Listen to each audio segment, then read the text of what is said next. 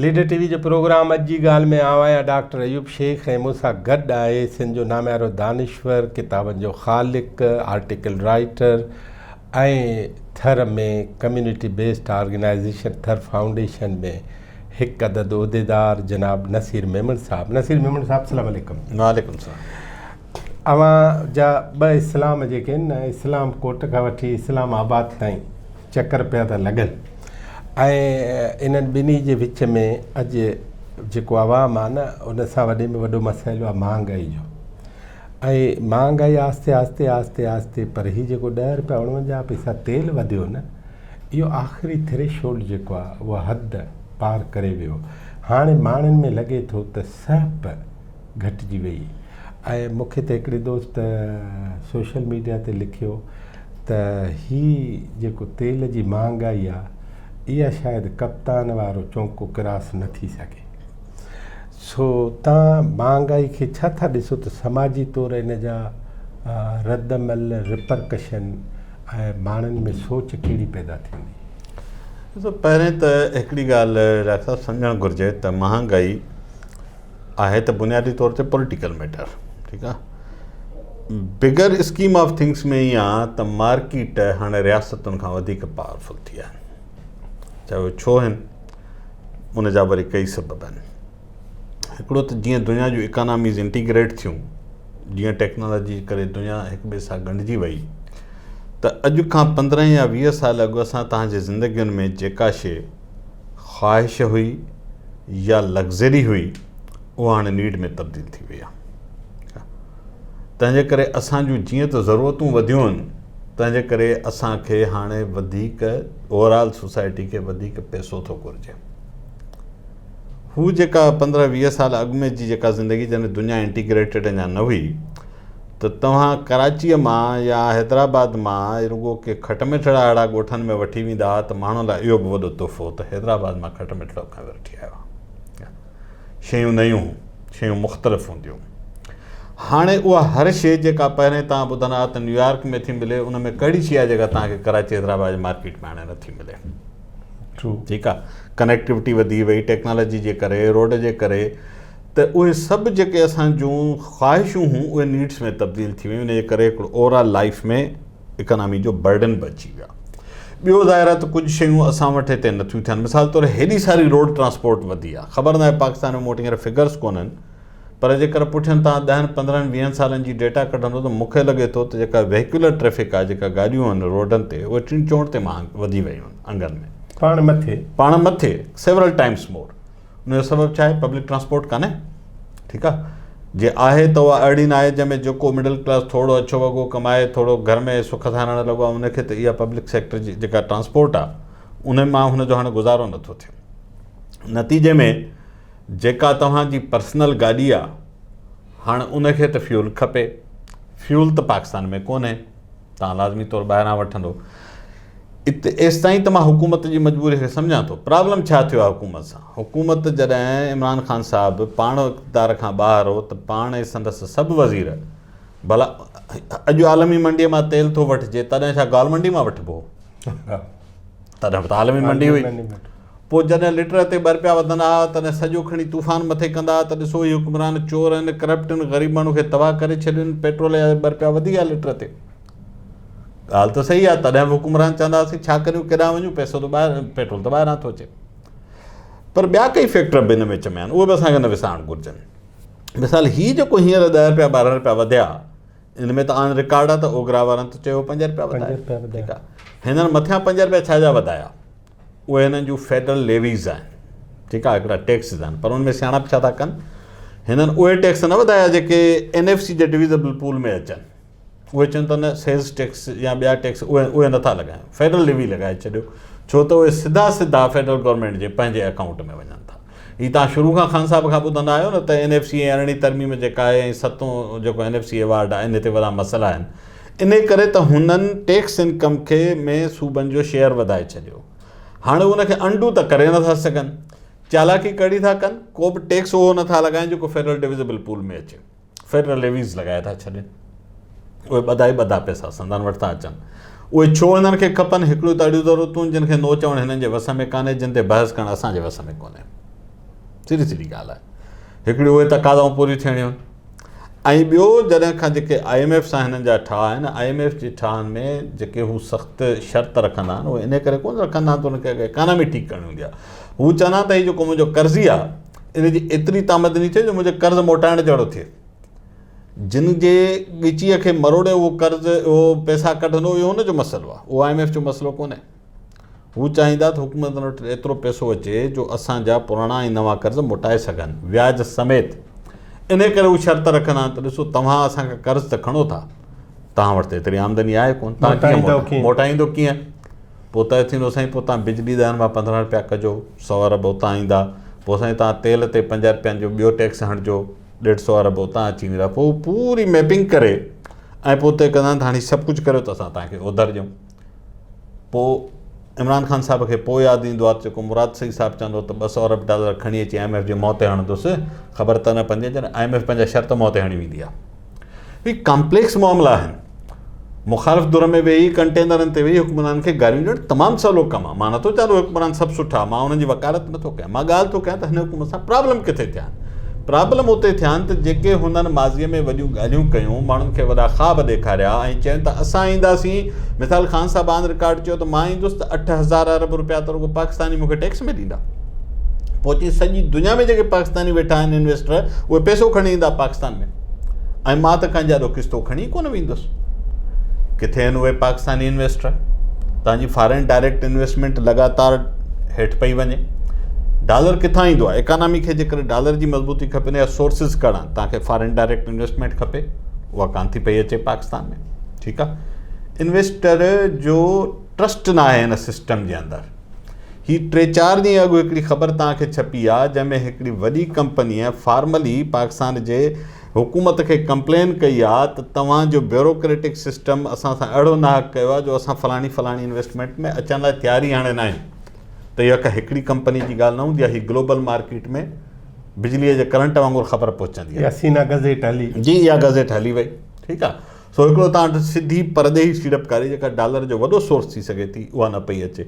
थोरो घणो पैसो सीपेक मां अचे थो, सीपेक जा अप एंड डाउन्स आहिनि, उन में का ख़बर नथी पए।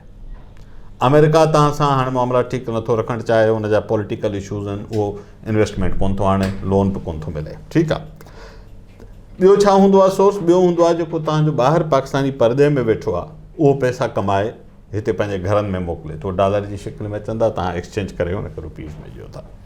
उहो थोरो घणो बहितर थियो आहे पुठियनि 1-2 साल में, उनजा सबब आहिनि। ऐं मुंहिंजो पंहिंजो ख़्यालु आहे, मां मईशत जो माहिर कोन आहियां, मां त शागिर्द तौरु हिनखे पढ़ां थो। मुंहिंजो ख़्यालु आहे त इहा बि हिकिड़ी आरज़ी लहर आहे। छाजे लाइ? हिकिड़ो त FATF जे सख़्तियुनि खां पोइ जेका हू ग़ैर क़ानूनी पैसनि जी अचु वञु हुई उहा घटिजी वई आहे, उन ते कंट्रोल वधियो आहे। तंहिंजे करे तव्हां ॾिसो न बैंकिंग चैनल मां पैसा अचणु वधी विया आहिनि क़ानूनी जेके तरीक़नि सां, ऐं पूल में वञनि था सिधा, उहे वञनि था सिधो तव्हांजे स्टेट बैंक जे अकाउंट में अचनि था। ॿियो छा हो त कोविड जे खां अॻु में माण्हुनि जी जीअं त तमामु घणी अचु वञु हुई त माण्हू हथों हथ बि पैसा मोकिलींदा हुआ। इहो ज़ाहिर आहे सोसाइटीज़ में आम रवाज आहे। तूं ॻोठु वञी थो अदा मां लंडन में वेठो आहियां, मूं वटि 500 पाउंड न्यारी त मुंहिंजे माइटनि खे पहुचाए छॾिजांइ। ठीकु आहे, उहो कोविड जे करे जेका अचु वञु बंदि थी वई त उहो जो माण्हू जो इनफॉर्मल चैनल बंदि थिया त हुनखे बैंकिंग चैनल वञिणो पियो। टियों जेको रीज़न मूंखे ॻणतीअ में विझे थो त उहो आहे मिडल ईस्ट मां ख़ासि तौर ते हिकिड़े वॾे अंग में पाकिस्तानी लेबर ऐं जेको थोरो मिड लेवल जी मैनेजमेंट जो माण्हू आहे उहो ले ऑफ पियो थो थिए। असां हिते तमामु वॾे अंग में माण्हू ॾिसूं था जेके ॿुधाइनि था त सऊदी अरब मां या दुबई मां या कतर मां वापसि आया आहिनि, को टैक्सी थो हलाए, को कुझु थो करे। उते सबब कहिड़ा हूंदा उन ते अलॻि ॻाल्हाए सघिजे थो, पर पाकिस्तानी जेको लेबर आहे उनखे स्लोली एंड ग्रेजुअली डिस्प्लेस पिया कनि। ऐं इहो हिकिड़ो फॉरेन पॉलिसी जो बि मैटर आहे त कीअं उनखे टैकल कजे, उहो नथो पियो थिए। हाणे उन डिस्प्लेसमेंट जे करे थिए छा थो त उहो माण्हू जेको उते वेठो आहे उन वटि जेके 2-3 रुपया बैंक में पिया, जेको थोरी घणी एसेट्स अथसि, जॾहिं मुल्क छॾे अचे थो त उहे सेल ऑफ थो करे।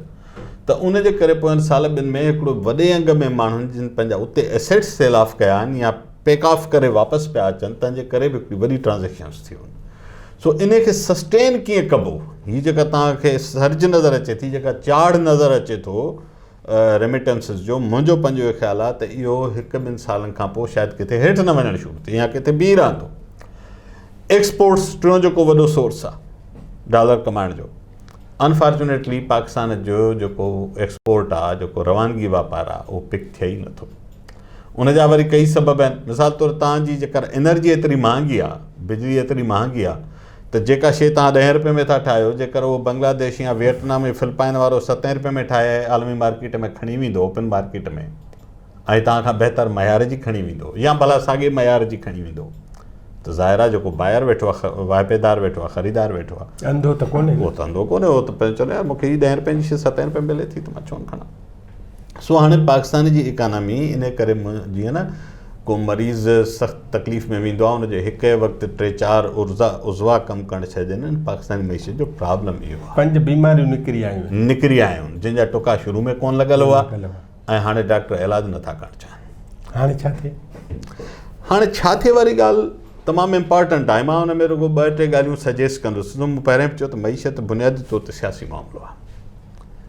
हीउ 70 सालनि जो डेफिसिट आहे, उहो को ओवरनाइट रिपेयर हाणे कोन थींदो, ठीकु आहे।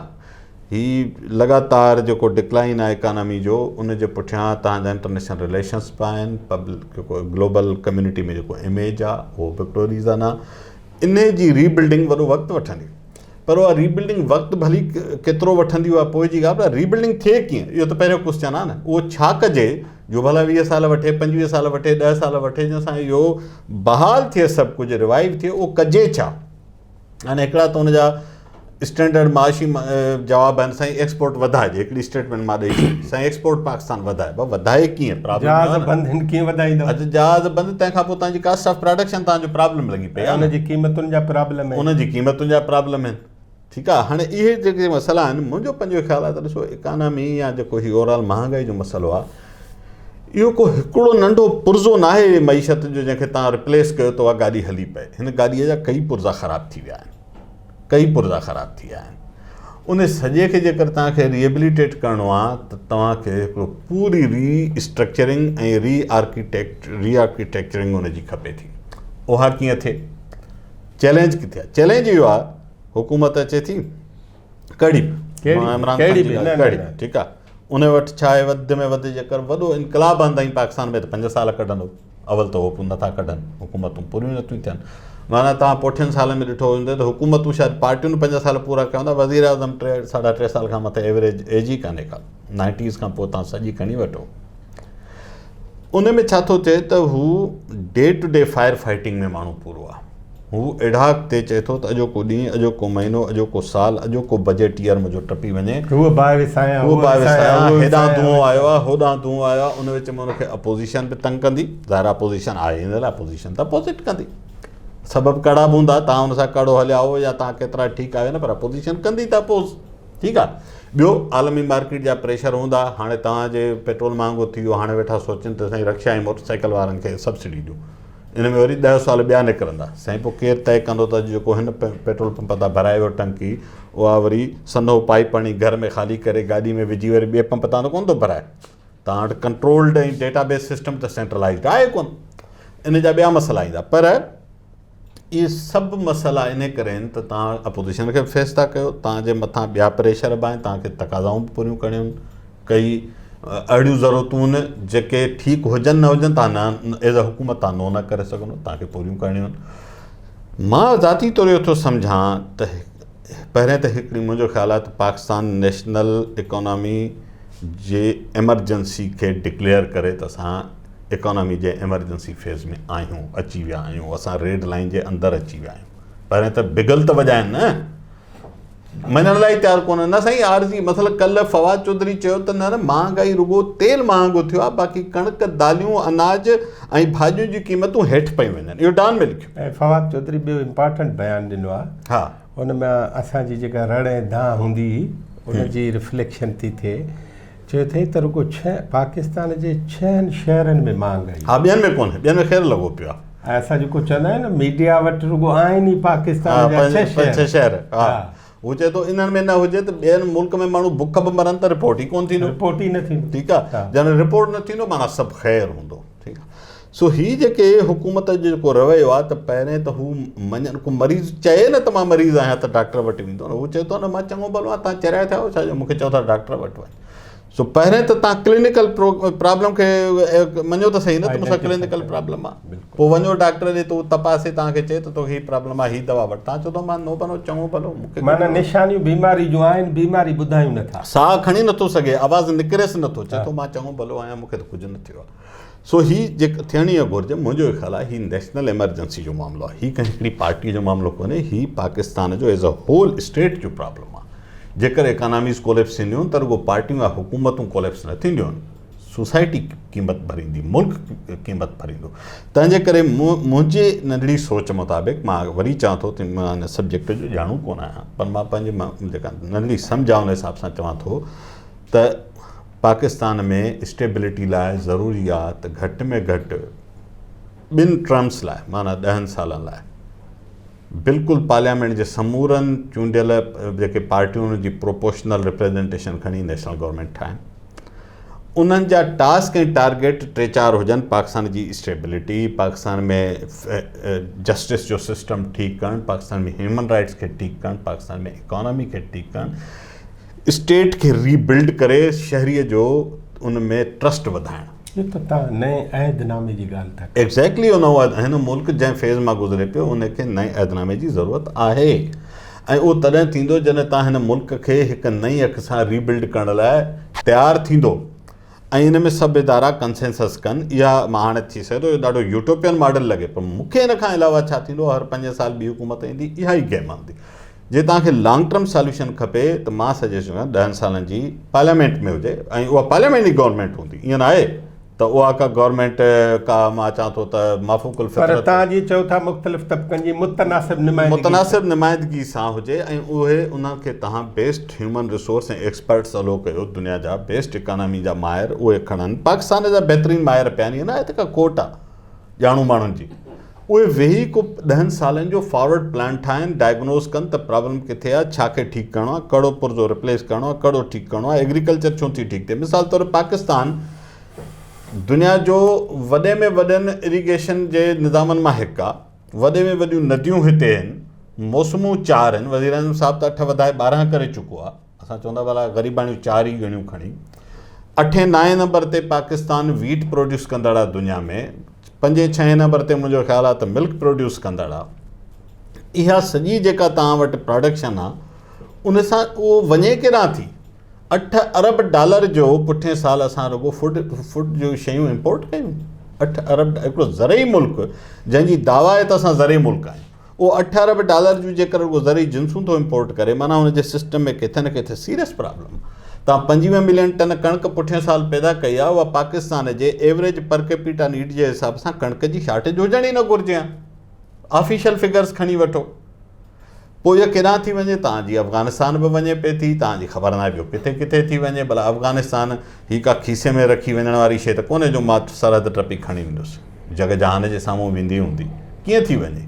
अफ़गानिस्तान खे खपे जे तव्हां वटि सरप्लस आहे त पैसनि ते ॾियोसि, तव्हां पंहिंजी कणिक ॾेती लेती करे टपाए छॾे यूक्रेन मां महांगी था वठो, महांगी ऐं बेकार, जंहिंजी कणिक जी क्वालिटी बि ख़राबु आहे। पाकिस्तान जी कणिक हुन खां बधाए जा बहितर आहे।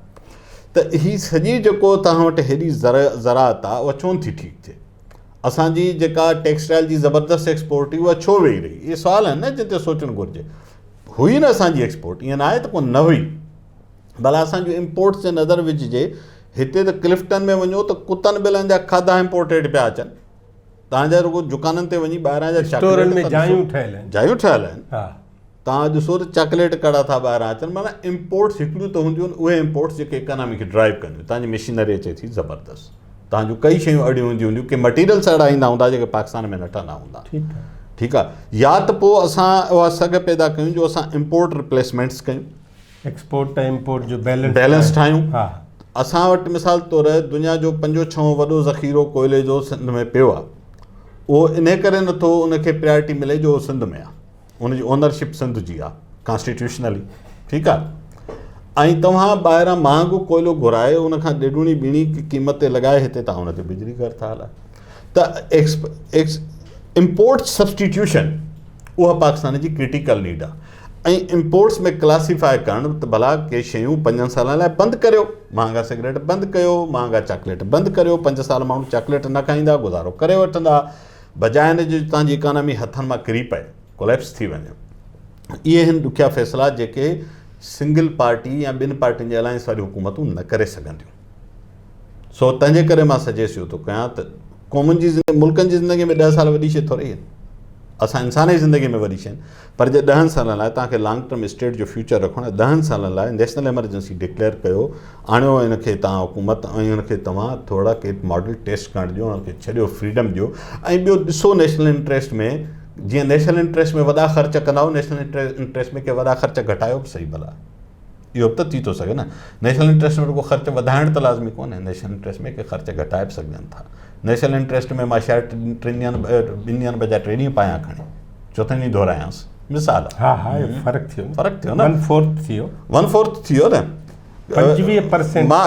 मां तव्हांखे इन जो एग्ज़ाम्पल थो ॾियां। चीन में फ़ी एकड़ कणिक जी पैदावार 6 टन आहे, हलो चीन एडवांस्ड हूंदो फलाण, इंडिया 4 टन आहे एवरेज, पाकिस्तान जो एवरेज लॻभॻि 3 टन आहे, सिंध जो average by the way Punjab खां बहितर अथव कणिक में, ॿियनि फ़सुलनि में, इहा मज़े जी ॻाल्हि ॿुधायां, 3 आहे या किथे एवरेज, पर एवरेज 3 जे लॻभॻि आहे। इंडिया असां सां गॾोगॾु वेठो आहे, आख़िर हुन वटि कहिड़ी वॾी एडवांसमेंट आहे जो असां नथा करे सघूं। जेकर असां रुगो उन सां बि हमसरी कयूं त 25% असां राइट अवे कणिक जी पैदावार वधाइण जो त असां वटि इंडिया जे करे मार्जिन हुजणु घुरिजे न। साॻी क्लाइमेट, साॻी सॉइल, साॻियो कल्चर, हर शइ साॻी, त पोइ असां छो नथा करे सघूं। असां मिज़ाइल ईजाद कयूं था, ॿिज ईजाद छो नथा करियूं। असांजो त पाणी ऐं गर्मी बि साॻी आहे, माना हर शइ क्लाइमेट फैक्टर सभई। पर मां चवां थो जॾहिं असां वटि एतिरी महारत आहे जो दुनिया जी ॾुखिया में ॾुखिया मिज़ाइल ईजाद करे सघूं था, त सुठियुनि जिन्सुनि जा ॿिज छो नथा ईजाद करियूं। हा ठीकु आहे, असां इहे बि त असांखे करणु घुरिजनि। असां माना मुल्क में सलाहियत आहे त सभु कुझु थिए थो न, का त सलाहियत तव्हां शइ खे पॉलिटिकली कीअं था ॾिसो अलॻि अलॻि, पर मां चवंदो मुल्क वटि सलाहियत आहे त इहे हथियार पैदा करे थो न। जेकर उहा सलाहियत ऐं उहा सपोर्ट सिस्टम तव्हां हिननि शोबनि में खणी अचो, ओड़ो ई तव्हां एग्रीकल्चर खे उहो सपोर्ट सिस्टम ॾियो, तव्हां इंडस्ट्री खे उहो सपोर्ट सिस्टम ॾियो, टेक्नोलॉजी जी इनोवेशन आणियो।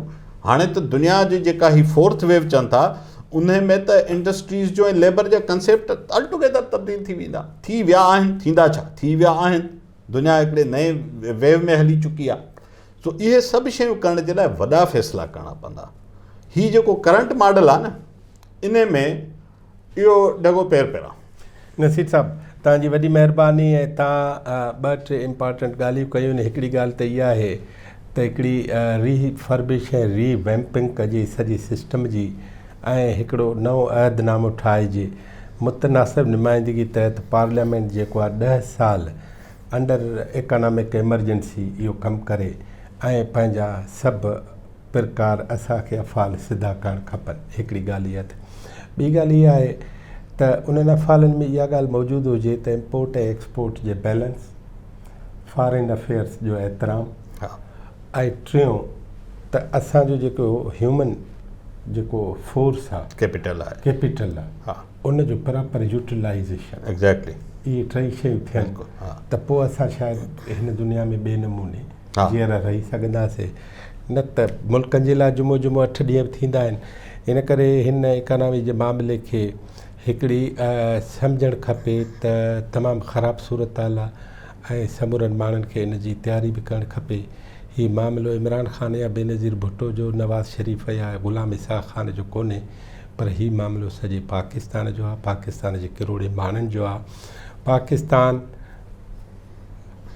अमेरिका, चाइना ऐं UK, जर्मनी, फिनलैंड वांगुरु बि थी सघे थो, ऐं पाकिस्तान सोमालिया ऐं नाइजेरिया वांगुरु बि थी सघे थो। इन करे असांखे चूंड करणी पवंदी त असां छा था चूंडियूं पंहिंजे हिन मुल्क जे लाइ। कंहिं ॿिए प्रोग्राम में वरी नसीर मेमण सां ॻाल्हाईंदासीं। अव्हांजी वॾी महिरबानी।